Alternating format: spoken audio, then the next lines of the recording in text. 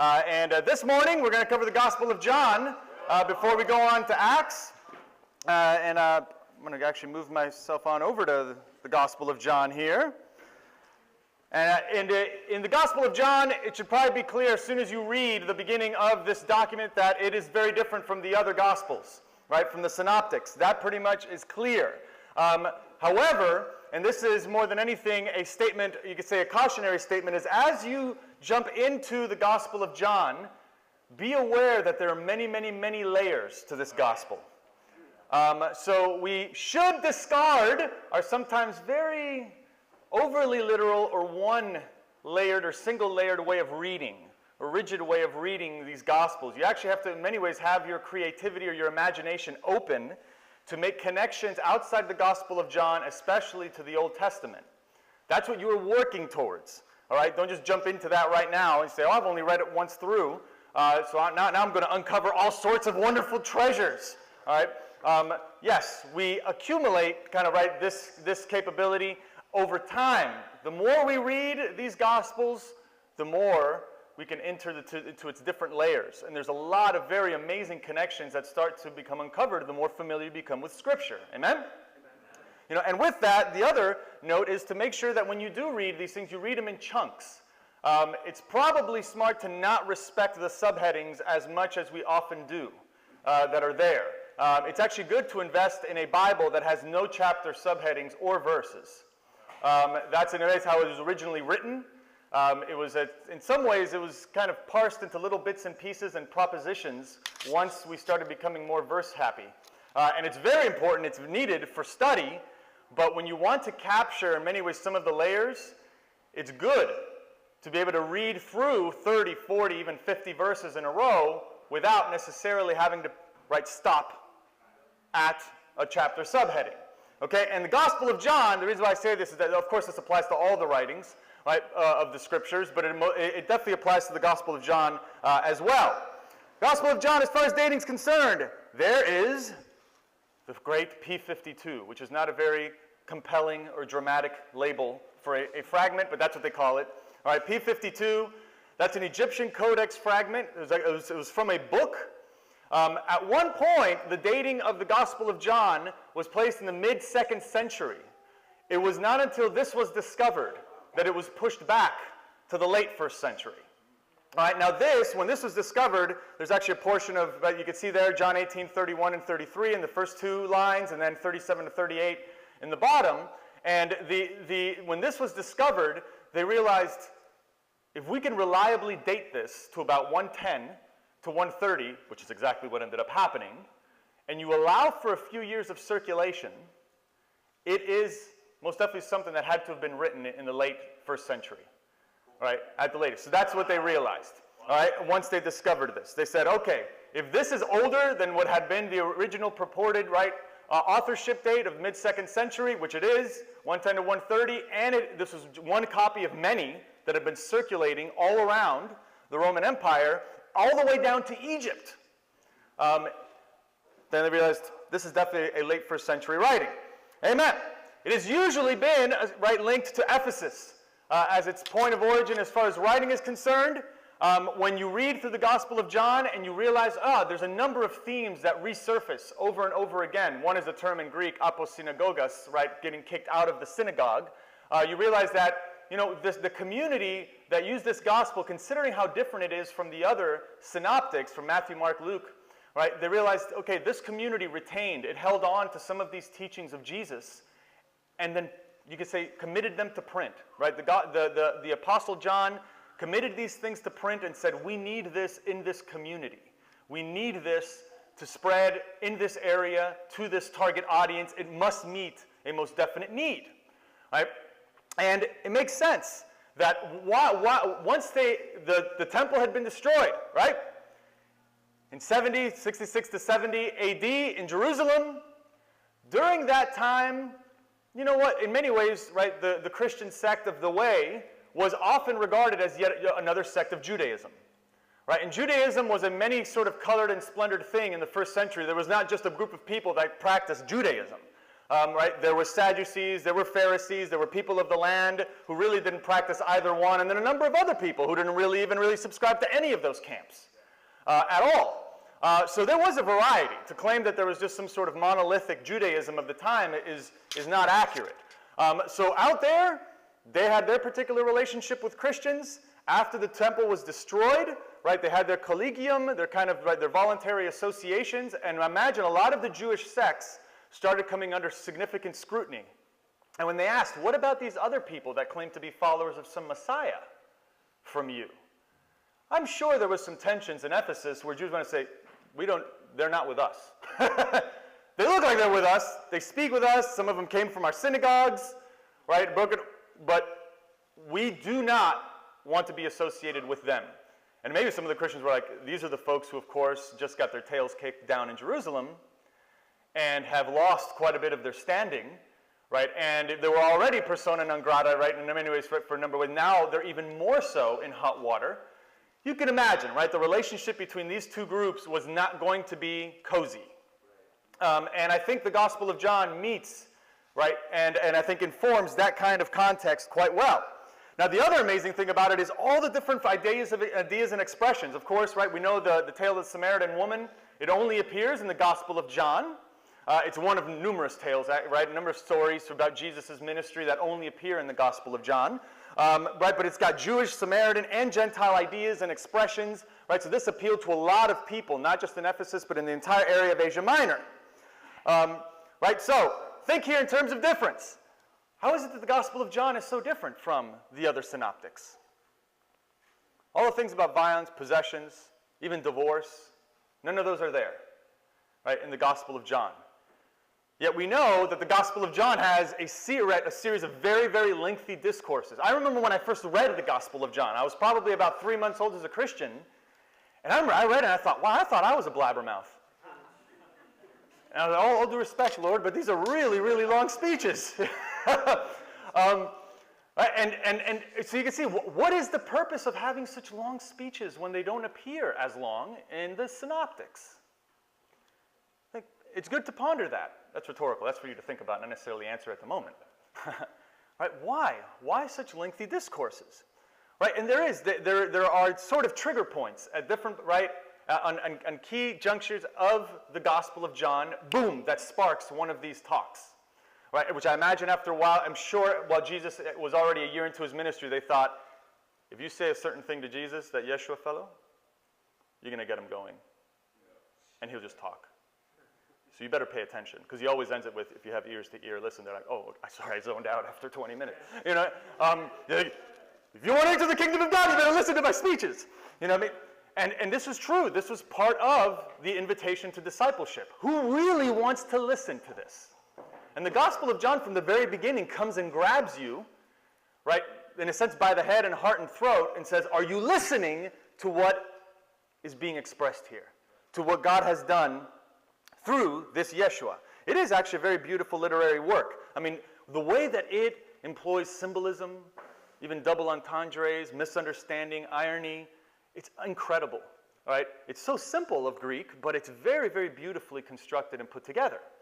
And again, I leave that to you, all right, to read and search for those connections, right? There's a Roman Catholic scholar, Raymond Brown, who, I mean, he wrote 2 volumes. It wasn't just one and it was enough, but 2 volumes, right, a Gospel of John, probably the magisterial still kind of historical critical commentary out there. But he was the one who came up with the idea that, you know what, the Gospel of John could be very, very adequately divided into 2 books, 2 halves, Book of Signs and the Book of Glory. Right, the Book of Signs representing his 7, quote, right, miraculous signs, and then the Book of Glory starting with, yes, that Last Supper where he washes the disciples' feet all the way through his crucifixion to the resurrection. All right, now here's the most interesting thing, right? When you read the first 3 chapters of the Gospel of Matthew, what stands out to you as far as its relationship to the Old Testament? Genealogies. What else? Yes. Yeah, there's a lot, right? I mean, in the first couple of chapters, there's like 7, at least 7 allusions to the Old Testament, right? Very explicit connections. The Gospel of John isn't as, you could say, Old Testament quotable in that direct sense, but it's deeply intertwined right, and we'll see here in a moment, with a number of very, very important hopes, expectations, and memories of Israel. Right? And Jesus, I think one of the things that it was trying to answer many, many questions in Ephesus was, is this Jesus really the anointed one? Because yes, you've been dropping scriptures, and we've been talking and arguing about the scriptures about this stuff for decades now. And I think that one of the expressions, after John had already imbibed and digested Jesus in a very, very deep way, realized there's many, many layers to Jesus that isn't really about just quoting these passages here, there, and everywhere, but actually looking at his life. Right? So yes, you may not see an explicit use of the law of Moses, right, with a few exceptions here. Really the focus is Christological through and through. Who is the Messiah? Who is the Christ? Right? And how deeply significant is the Messiah? Outside of the person you should follow, how deeply significant is he? Right? That's what we want to know. And the Gospel of John, even to this day, it'll make sure you keep your Christology weird. Right? This is the gospel that people will want to avoid. Yes, Matthew, Mark, and Luke, that's a nice earthly Jesus. Right? That's the one that the historical Jesus researchers say, we'll draw on those. They get to the Gospel of John? No. We'll avoid that. We'll work our way around it. Right? They say the historical veracity, how reliable this is historically, we don't know, so we'll just work on the synoptics and not rely on John. Because John makes some amazing claims, right? It brings forth these statements of Jesus, which as far as the writing is concerned, isn't many. Obviously, I'm sure Jesus repeated himself. He seems to could be really good at that. You know what I mean? Over the course of 3 years. But here it distills them, right? It presents them, right, over the course of just, not all that much, right, span of time in the Gospel of John that's covered in his ministry. Because he made some statements that I think the original readership of the Gospel of John said, we have to grapple with these. If we're going to actually continue and deal with the adversity that our opponents and others are directing our way, we've got to be straight with our Christology. Right? We've got to know who Christ is. Are we together on that? Yeah. Right? And part of that, yes, they said, we got to keep it weird. Okay? Keep it weird, but keep it awesome. Right, there's a book that was recently published by a fellow that I met out in California, and he published a book called Jesus, Lord, Liar, Lunatic, which we've heard many times, but he added, or just awesome. And he's fond of, and his name's Trip Fuller, and he's fond of saying, who would have known that a homeless Jew would be the savior of the world, right? And he says, keep your Christology weird. I think that's the whole point, right? But when we read with the beginning of the Gospel of John, it's hard, of course, we've read this many times. In the beginning was the Word, and the Word was with God, and the Word was God. The Word was with God in the beginning. Everything came into being through the Word, and without the Word, nothing came into being. What came into being through the Word was life, and the life was the light for all people. The light shines in the darkness, and the darkness does not extinguish the light. Right, a good example there of what's called staircase parallelism. Right, the end of one clause turns out to be the word that begins the following one. Right, so you could already see that, which I think in many ways maybe testifies to the fact that this was sung at one point. This may have been a hymn, and it was so commonly well known in Ephesus that they planted it right at the beginning. It's like starting your book with a song or a poem of some kind that everyone can relate to and say, you remember this is the guy we're singing about, right? Right, but it's there. The Word was with God in the beginning. Everything came into being through the Word, and without the Word, nothing came into being. Right? I mean, what came into being through the Word was life. There, it's the end of that clause, and the life was the light of all people, and then the light starts again. The light shines in the darkness, and the darkness has not extinguished the light. What does that remind you of from the Old Testament? There we go. Genesis 1. So from the very beginning, it places, yes, this one that we're going to speak about here has cosmic significance. In fact, that's significance that's creational. It goes all the way up to the beginning. It already links Jesus with the light, right? That God brought into the world that animates everything. In many ways, this is the light before this light, the sun. Right? Before the sun shows up in the Genesis narrative, it says God gave light. Right? In many ways, he gave life. He opened up the possibility that he would animate everything, even matter, even stardust, right, which composes our very bodies.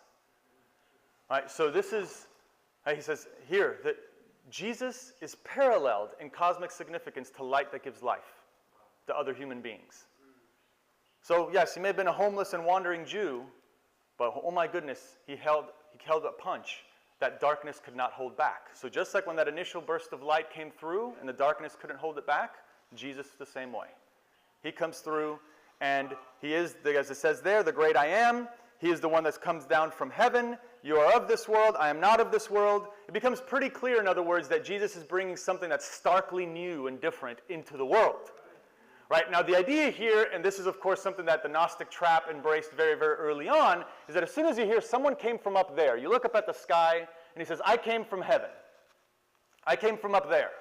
And you're all here. And you notice that contrast, right? Very, very stark binaries and contrasts in all the Gospel of John. Light, darkness, falsehood, truth, right?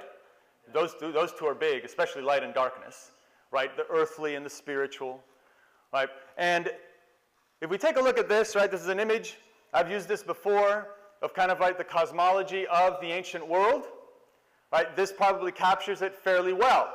But, right, when you see this image, notice, right, it almost looks like one of those globes, the snow globes that you buy, usually overpriced in paraphernalia stores in New York and such. I love New York. My kids just actually, one of my daughters just went there recently and bought a very, very small globe. I could probably fit it in my pocket. Right, but it has the flat bottom, right, and the round top, and you flip it over, and it has the snow, right, that goes through.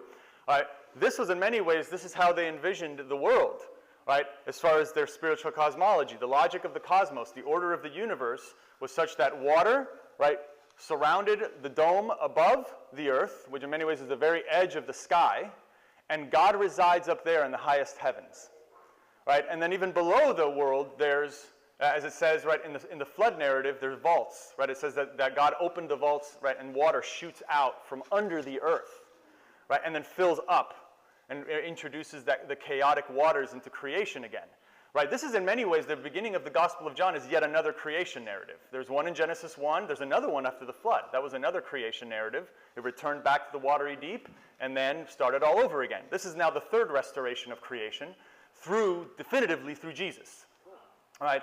Of Nazareth. So when it says, I came down from heaven, and you take a look at that image, notice the highest heaven where the temple is, right? In some ways, actually, this plays well into the whole Hebrews, right, idea of there being a temple, right? It's really, but it's up there. He says, God now wants to join heaven and earth, right? He needs to embrace the two. They have been divided. So to send the spiritual, in a sense, to the earthly is not because in many ways the earthly is discounted. We know from Genesis 1 that it's good, but that one's been severed from the other. So from the very beginning, God is an agent of reconciliation at a cosmic scale. Not just morally, we're all a bunch of doofuses and derelicts and we need to be saved, right, from our own selves and our own sins. But it's cosmic. It's worldwide. So all this talk of the Gospel of John, be keen when it appears. Why does heaven need to come down here for? I mean, isn't that where it should stay? Right? What about the image that he introduces later on, right? Jacob's ladder. I see the angel, right, descending and ascending from heaven to earth. I saw Satan fall like lightning from heaven. See, so if all of this is actually encased and it's inhabited by spiritual beings, they realize that the world, for them, was one where, while all around here, God is now going to come down from the highest heaven and intervene in this whole area, from top to bottom. And we are in the middle of that. All right? So, the man that comes from heaven, in that world, they thought, the gods dwell on high. When we go back to that image, yes, they may have thought something like Mount Olympus, right, or something other likened, right, to the gods who reside in the mountains, and don't care, are apathetic in some ways, right, or are very kind of whimsical and really, in a sense, ungodly for being godly, whatever that, right? Right, when we read these tales, right, of old Mesopotamian gods, Marduk, even in their creation stories, they engage in lots of battles, they're very jealous, they have a major jealous streak. That's common across pretty much all the stories. Right, and of course, a lot of animosity between fathers, sons, and mothers, and so forth, right? So it would have been very unsettling to live in this world knowing we don't know what the gods are doing and what they will do to us. Here, in the very beginning of the Gospel of John and throughout, we realize that God doesn't remain distant. He comes in flesh and blood. Right? He comes in the flesh to live with us. Right? And as we keep on moving, not only does he want to live with us, right, but as we read on, right, and I want to actually underscore one point here about the first chapter of John is actually the key to the entire gospel. Everything that you need, all of the main, in a sense, statements, symbols, they're all introduced in John 1. It's all there. And in many ways, the rest of the gospel unpacks the grand statements that are made in John 1. Right? But it says that he came and he lived among us, the Greek there meaning tabernacled. There's another one.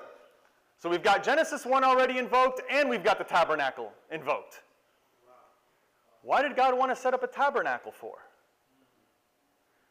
So remember, he doesn't just want to reside. He wants to come down. Isn't that what he enjoyed and set up in the garden temple that was Eden? On earth was to always live with human beings, and human beings with him. And all of creation, in a sense, with him. So he says, I gave you the tabernacle and wandered around with you in this tabernacle. So he set up the temple, was there for a little while before he left. Right? And there's all these continual visions of when will the presence of God return to the temple. In many ways, it was really empty while they were in exile for a very long time, which is amazingly disconcerting for people who relied on the fact that we have our God here in our temple with us. He says there's nothing there. And when he does come back, it's in a human body. Right? So he says, and now this is God in flesh that can literally weep, be rejected, be misunderstood, be screamed at, be grabbed, be thrown, sleep, everything. Everything that human beings do, that's exactly him. Wow. Right? He can wash people's feet, he can be handled, he can be wounded, he can be rejected. This is the heart of God. Isn't that amazing? Right? Of all the many ways that we at times conceive of God, especially for some of us that view God as very distant, still, even though, right, we talk about Jesus and so forth for very long, right, we still view God in a very distant fashion. God can't really get any closer than this. Even to the point of being so vulnerable as to be rejected by us. And that's there in John 1. He came to his own, and his own knew him not. Can't believe I just said it in the King James. But anyway. Okay? Knew him not. I had a little, like, again, British tinge at the end. Yeah, you heard that. Right? But that's the, right?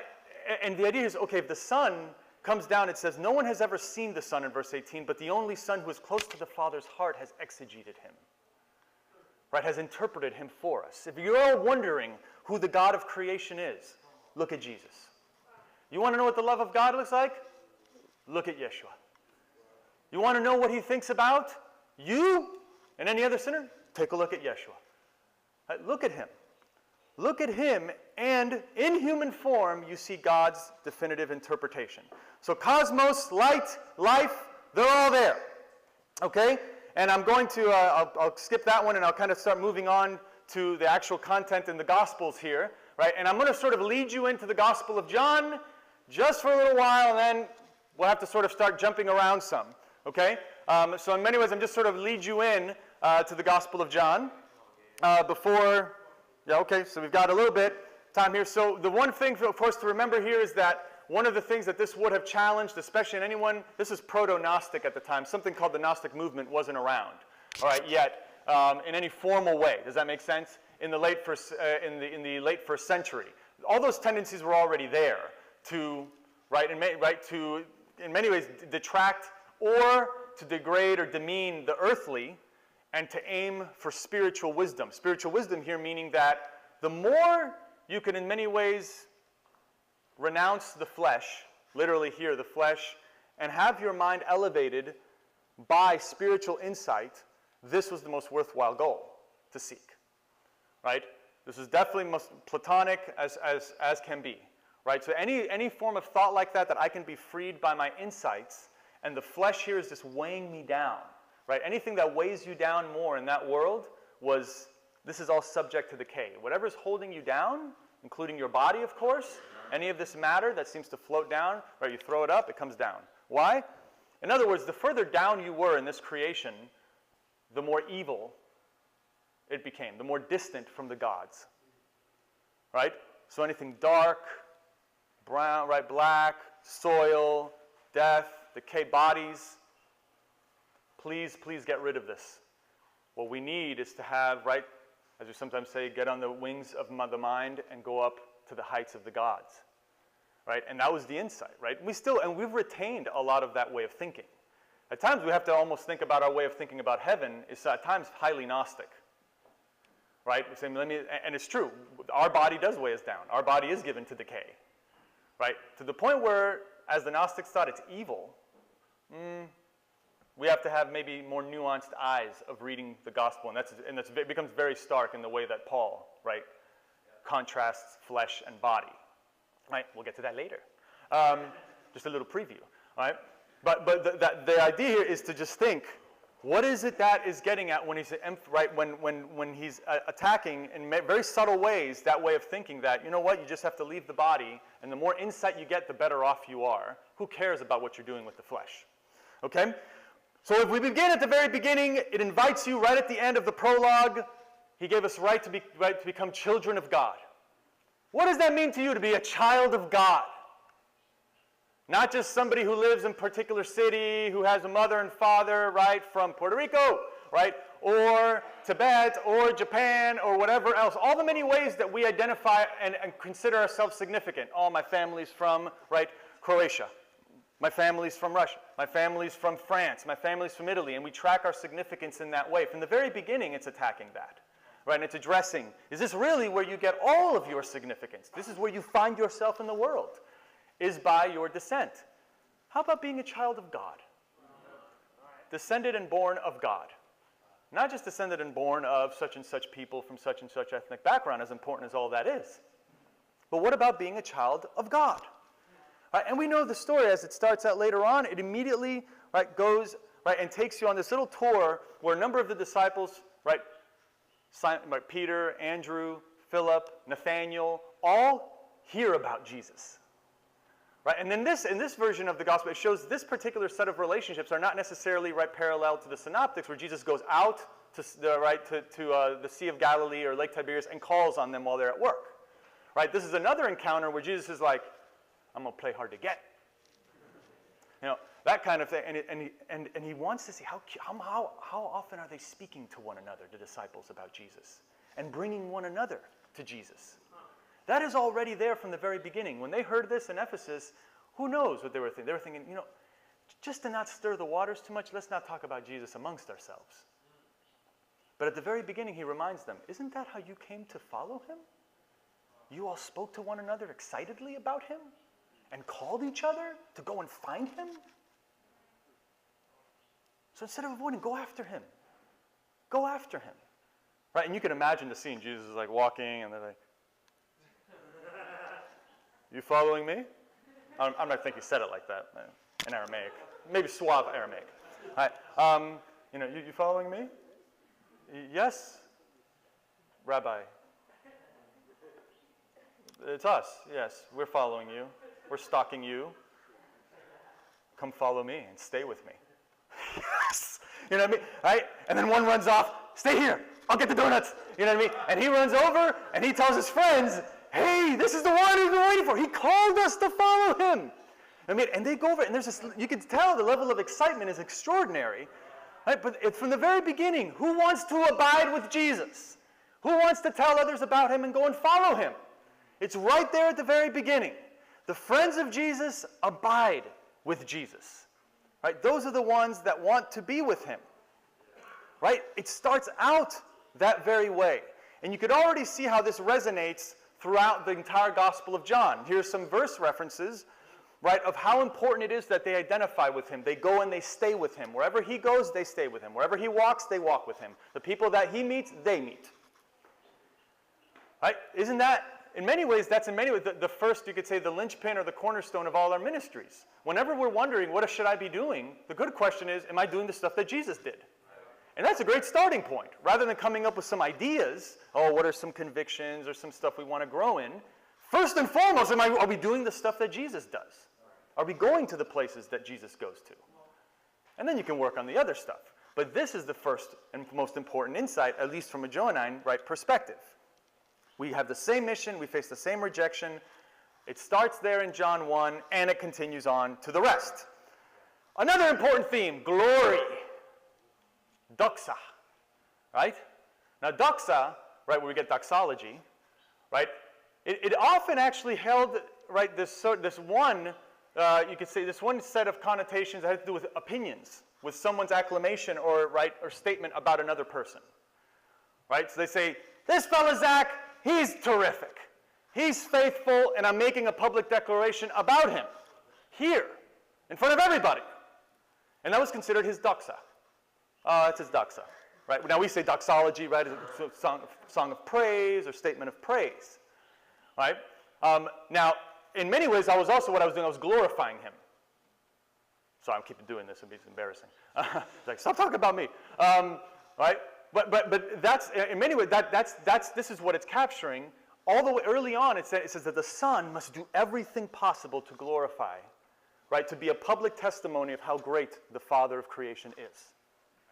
So he's a living doxology. They look at him, and he says, the Son must glorify the Father. It is so convicting, because often I do not think, what is being seen in the Father through me? Right? At the same time, we sort of maybe avoid that, say, I won't get arrogant. Right? We don't know how to handle that load of significance, even though it's a wonderful thing, and it goes back to the whole children of God idea in the beginning of John 1. How does it feel to reflect God to the world? Even though this is precisely what Jesus is trying to restore in human beings, who from Genesis 1 are supposed to be priests and priestesses of creation. We were made in the image of God. But for us to say, I'm going to image God to the world, maybe on my best moments, right? But this is actually our calling, is to do this, right? We see the wedding at Cana. This is an ordinary event. Weddings are occurring all of the time. In this ordinary event, Jesus, as we know, right, fills the water jars, which jars isn't really a good, it's almost like a tank, right?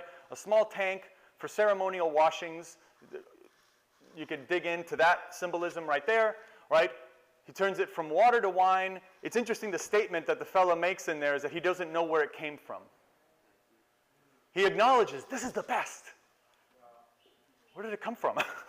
Or he thought, those guys stole it from somebody else's vineyard. You know what I mean? And they brought it to this event. You know what I mean? But notice how this resonates with the rest of the Gospels. People recognize stuff, but they don't want to admit it necessarily, or they don't know. Right? There's already a lot of I don't knows, and the answer only comes to those who seek and abide. It's amazing how, right? And especially in my world of academia, a whole lot of question begging going on, but never any commitment or abiding. Very little of that. I'll ask a whole lot of questions. Everyone's very good at being critics, at saying what they're against, but saying what they're for, what they want to build, positively speaking, unbelievable how that's avoided like the plague. Right? So everyone, we can all point out what's wrong with presidential campaigns and so forth. Right?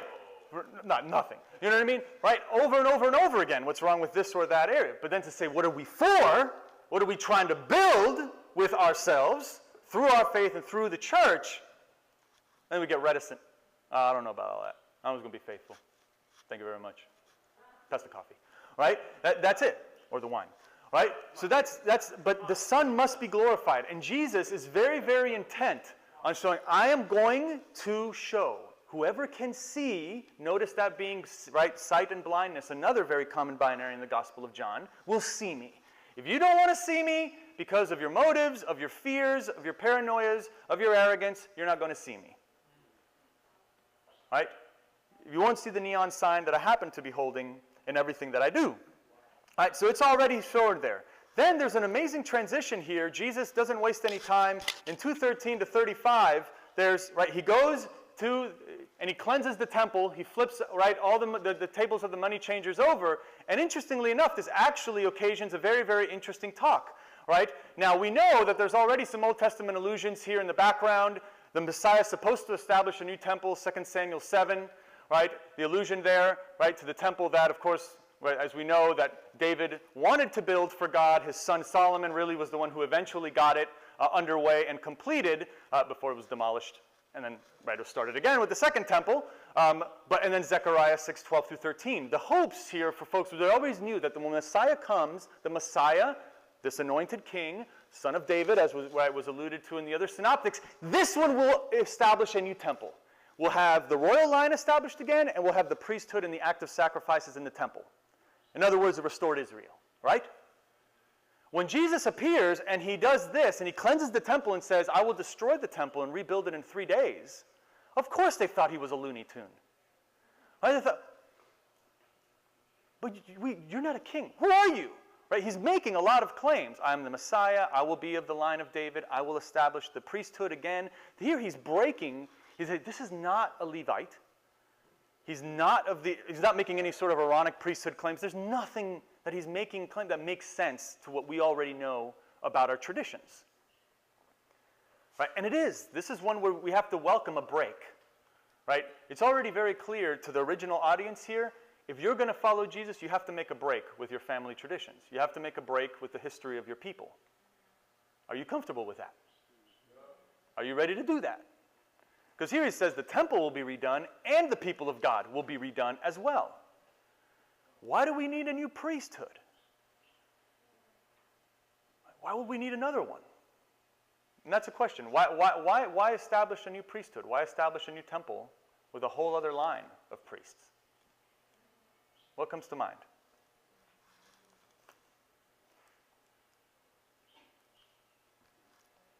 Okay, I'll move on. Heard a couple crickets answer, but they were incorrect. Right, as it moves on, so I'll leave that with you to think about, okay? Right, but Nicodemus, right? Notice he goes and he clears the temple and then has a conversation with a member of the ruling council, a Pharisee. So he's already striking at the heart of everything that Jews, even out in Ephesus, would have thought these are the most respectable people. Right? They said even though Jews are scattered all over the Roman Empire, they knew Jerusalem is where our temple is located. That's where our priests offer the sacrifices. That is the place. Right? Right? For the original, they would have thought and now he's speaking to Nicodemus. We know about him. Well, it literally says his name. It doesn't say, and a member of the ruling council came and talked to Jesus at night. It said his name, Nicodemus. It names names. And it says it appears to him. Does it seem a little, right, important that it comes to him at night? Yeah. Right, you saw how dark it gets out here in the evenings? You go and have a conversation, you can hear voices, but you're not going to see who's talking. They're like, I know, I can recognize his accent. You know? Like, no, you can't. So he comes to him at night, and notice again the major disjunction between this Pharisee, who goes to Jesus, is caught up in the earthly, and the one from heaven. Right? And the one from heaven. And this is, of course, where he introduces physical descent. You're completely caught up with the wrong emphasis. Right? He's thinking, how can you go back into your mother and be born again? He's caught up with this, and he says, I'm going to break through that. If you think we must be born of water and spirit. He says, so I'm completely breaking with what you consider to be your secure line of descent and your secure line, right, or source of significance. Is that I know I'm a descendant of such and such tribe, and I'm a teacher of the people of Israel. And Jesus says, you're caught up in the wrong train of thought. You're caught up with the wrong convictions. He says, does that mean that you can domesticate the Spirit of God? Which notice how it ends.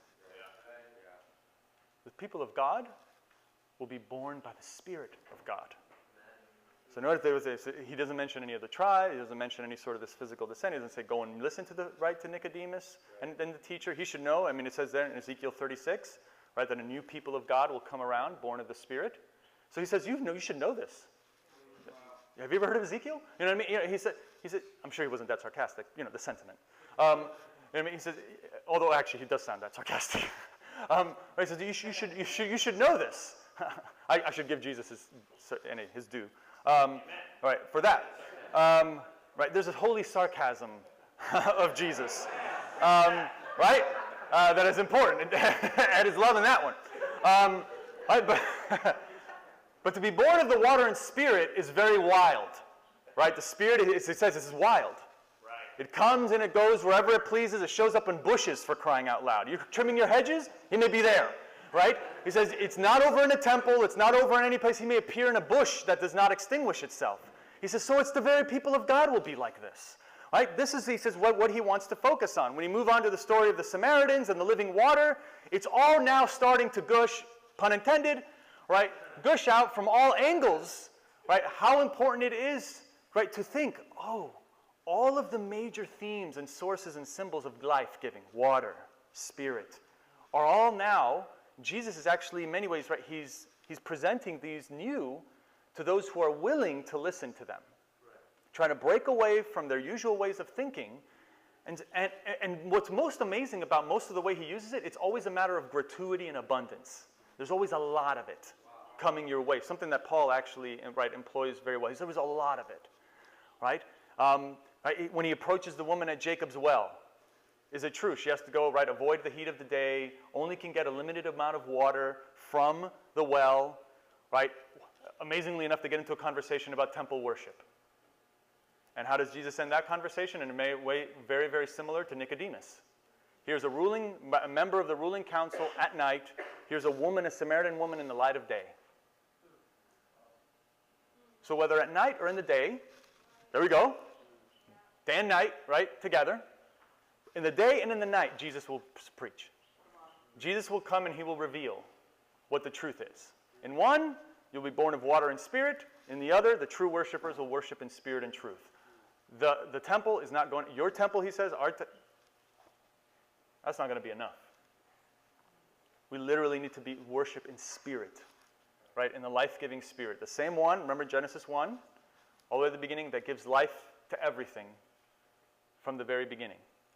He says, we must right, he says, worship in spirit and truth. He says, these are the people that he's looking for. Right, so this is just to give you a little preview, right? And then I'm kind of coming to a close here on going through chapter by chapter. And I'll give you some finishing thoughts, you could say, of the rest of the Gospel of John. Right, when we get to John 5:1 through 6, right? That's a typo, sorry.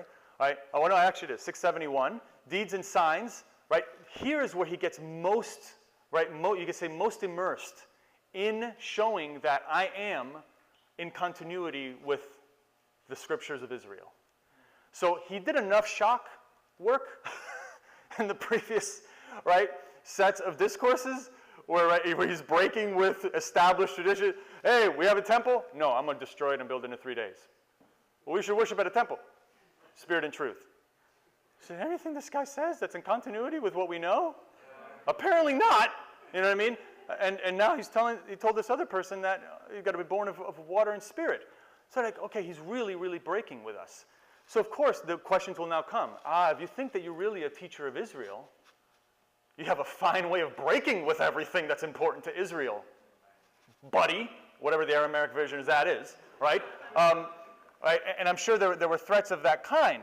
Right? So now when we get right to chapter 5, he starts invoking some of the more cherished promises and events. He goes on Sabbath. So this is obviously in continuity with before. He heals a man on the Sabbath in Bethsaida. Right? The people, of course, of Jerusalem who knew him there heard about him. He heals a man on the Sabbath. Here's yet another break against the authorized teachings of the time. But this actually turns out to be a segue, right, to his talk about his first major discourse about his association with the Father. And he says, I am here to give life. I'm not here to just shock all of you with my teachings. Because there's many teachers around.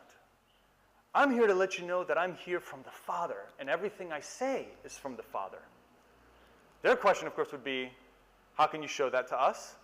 And secondly, how do we know that this is what was prophesied? That you're the one we've been waiting for. Right? And in this, from verse 19 to 47, there's this great Son of God discourse there. And there is a very, very important one, right? This is where he also drops in verse 27. He gives the Son authority to judge, right? Because he is the Son of Man. Don't be surprised by this, because the time is coming when all who are in their graves will hear his voice. So this is the ultimate judgment.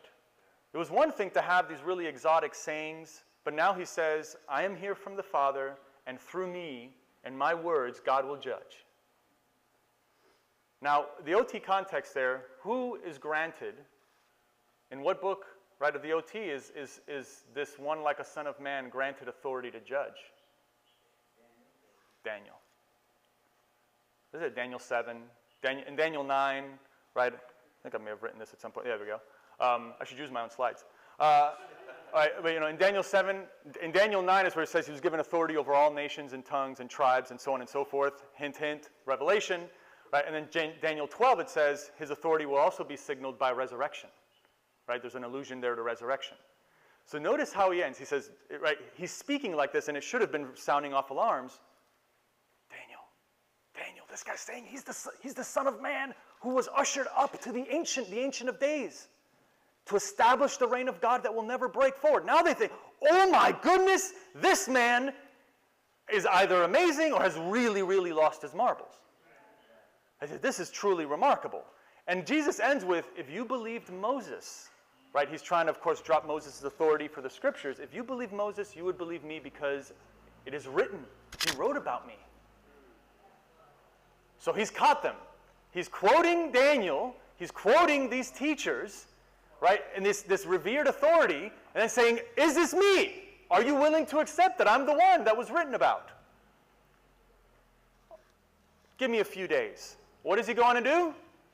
Feeds the 5,000, walks on the sea. What does that sound like? Who? What does that sound like? Moses. Heard somebody say it right there. I don't think it was a cricket. It was Moses. He goes on and he does precisely the stuff that Moses did. Fed the multitudes in the desert, and he walked the people through the ocean. Right? And that's what takes up verses 1 to 24. Right? Truly amazing. And then lastly, right, as we kind of head at the temple and the healing of the man born blind, this is really an amazing, this is almost, you could say, a pivot point, right? He again emphasizes, I've come from God, I have a message from God. Now in many ways the opposition has reached the fever pitch. He also now begins to bring, my hour is coming. My hour is coming. It's almost a prep for the book of glory, right, that'll come later on, right, that this is all being done according to some timing. You can say the timing here is very, very important to Jesus, right? And timing in many ways is also, right, he says that now God is taking advantage of all of the hopes and promises that have been prophesied and is pumping it directly into this situation, right? This is a great calling for us, right? That time isn't just as far as like monochrome, as our own view of time, just one moment after another succeeding another, yet another in a linear fashion. No, time is imbued with significance. It's filled up.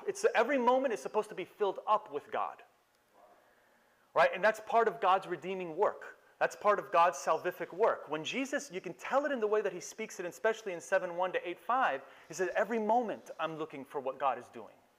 Every moment I'm waiting for my hour when the Father will truly be glorified through and through, which in this case turns out to be his death, right? But for him, that use of the word kairos, right, as opposed to chronos, right, the linear view of time, is everything has to be filled up with God. This is the opportune time for God to do something, which is now. All the time, in other words, right? And Jesus wanted to make this very clear. This becomes really, really awesome, especially for disciples when we read the story of the man born blind in John 9, right? Notice the Genesis motifs again. Jesus puts what on his eyes? He sticks his hands in the mud. And he smears them on there. When's the last thing, right? Someone put the hand in the mud and gave someone new life? Genesis 1. You want to let God put his hands on you?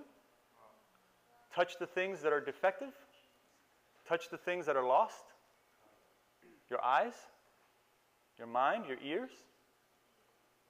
And he just sticks his hands in there. Right? I mean, Jesus was living and breathing this stuff. Right? He was giving life. He smeared his hands on here. And then it's interesting that this persecuted man turns out to then turn around and preach to all of these critics. Mapping in many ways to the disciples who originally read this and now to us, will you let him heal you so that then you can turn and speak about him? So you'll always be able to speak, right? Even when people are like, I have no idea how you changed that much, but because I don't know either. But I know who did it. and I've got something to say about him. Are you going to speak to us to make us his disciples? I don't know what happened, but I was blind and now I see. And they're all blind. But they can see. Right? But they can physically see. Right? You get an idea of what's going on here? Right? It becomes truly, truly amazing. And as, of course, as you continue to read, you get to John 11, of course, he raises Lazarus from the dead. It's kind of hard to beat that. Right? As a miraculous sign, if it wasn't already convincing where he's invoking and patterning himself after Moses, here he raises his beloved friend. That's another, in many ways, the entire Gospel of John ends with one lengthy life and death discourse and actions about friendship. This would have been very, very attractive to an Ephesian audience, right? When they talked, especially the Aristotelian, right, concept of friendship and the importance of friendship, like and like, you know, and those who can live in virtue and encourage one another in the life of virtue. To have a story like the Gospel of John in that context would have, I think, blown out, right, some of the, right, in that case, already inherited concepts of the importance of friendship, right?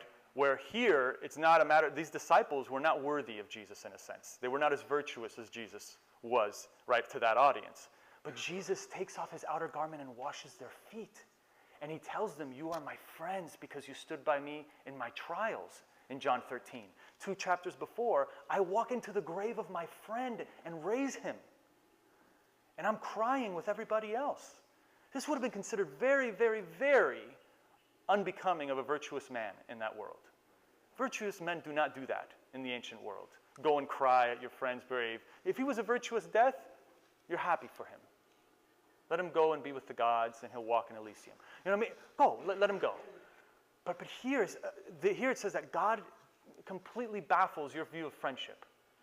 Here's a friend who will wash the feet of his friends, who even when they abandoned him will go and revisit them, eat broiled fish with them and cry out loud. You know what I mean? Yeah, he goes and he restores his own friends who betrayed him. This is after he told them, you're all my friends because you stood by me by my trials. What a bunch of hogwash that is. But that's exactly what he says, because that's who he knows them to be with him. You know, in many ways, you could read the end of the Gospel of John, even though you've read it many times, but read it as a friendship narrative. What is Jesus doing to the friends who have abandoned him? And how is it that he's come and restored them again? Perhaps we can restore one another in that same way. Perhaps we can go and invite one another into the same place that Jesus did. Ask the same sorts of questions. Remember what he asked Peter 3 times. Right? Twice, do you love me? Right? Agape. Last one, do you love me as a friend? You know I love you. Right? And it hurt him. Jesus wanted, let me hear you say it. Right? You know I love you. Okay, thank you. It took 3 tries. You know, and then he sets him on his way. Go. Follow me. Right? Pretty much that's how it ends. What amazing it would have been to hear this gospel read to that community there. And it ends with Jesus restoring his friends, all those people who are struggling. And it ends with, don't worry about what's happening to your buddy. You, come and follow me. And everybody must have looked at each other. Okay, that's what we'll do. Let's start praying now. Right, and pray.